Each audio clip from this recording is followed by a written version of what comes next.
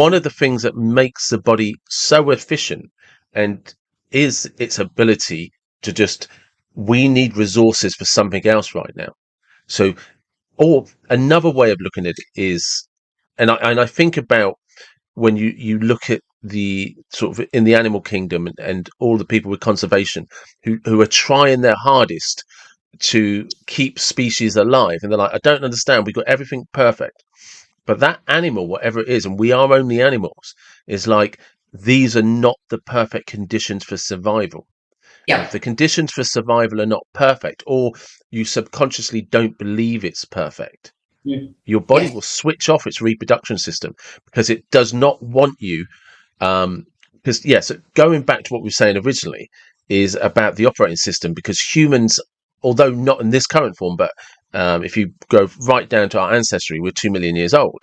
And I Yeah. think in this format, we're a couple of 100,000 years old, or or 500,000 years old, or something. But giving birth, raising children, giving birth from when our operating system started was dangerous, incredibly dangerous. It was literally life or death. Yeah. There For were both, predators around. both for you and the child. And we see that, people will watch a nature program and see some antelope spending half an hour, 2 hours, start to struggle with pregnancy, and lions come along and eat it. They'll see the same with zebras, right? Now that those animals know they have a small window in which to give birth. Otherwise, both them and the child will die. Yeah. But humans think that doesn't apply to us. And it most definitely does. Of course, we're animals as well, and I know that's exactly what you're implying. What's really interesting is if any of your listeners or you have actually have ever worked with horses. Horses, I think, are always a really, really good way of seeing what happens if, a bit like that antelope or zebra that's about to be eaten, to give the best chance of survival for them and for, I'm going to say child here. I know we don't call a zebra a child, but to give birth to their young, is that all animals have got this very, very efficient inbuilt system of being able to slow down or stop the process. Because, of course, giving birth, whilst we're giving birth, does leave us vulnerable to predators, to threats out there. And so we don't want us to be compromised, if you like, if we, and again, perceive threat. It's not just the real threat, but it's apparent threat as well. And that could be as much in birth, my goodness, of that you're frightened of hospitals, that you've got a needle phobia. It could be that you don't like your midwife that's just come on shift and you don't feel safe because you haven't built a rapport, or you don't trust their professional advice. It could be anything at all. And so we are within, as animals, we're stopping things.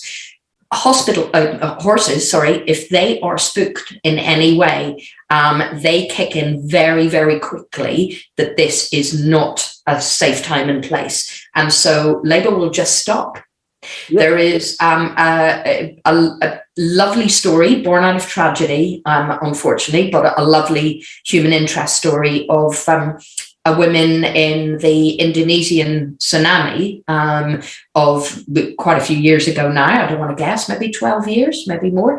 And she had been one of the lucky ones, if you can call it lucky, of being able to see the waters advance. So she had, it knew they were going to engulf her village. She was a local woman, not a tourist. And she was actually in the advanced stage of labor. So she had enough time, and only enough time, because if any of us have seen any of the pictures or even watched the Ewan McGregor film, that the waters advanced really quickly. She climbed a tree. She climbed to the highest point that she possibly could get to. Sadly, her village was engulfed, and she was stuck in that tree for 3 days. Okay, no rescue, no boats, nobody to come and help. her body stopped labor, just like horses, just like any animal that feels in threat would do.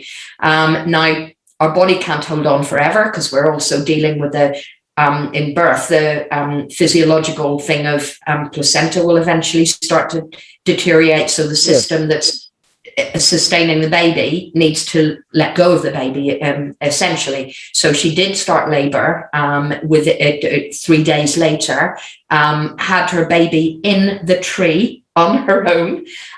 True story. And luckily, her and her baby, both very healthy, were rescued within a couple of hours of her giving birth. So lucky, most definitely. But again, it shows just how powerful, if we perceive threat, obviously that was real threat. It was right for her brain to instruct her body to act in that way. But that's how powerful it can be. This is the thing, is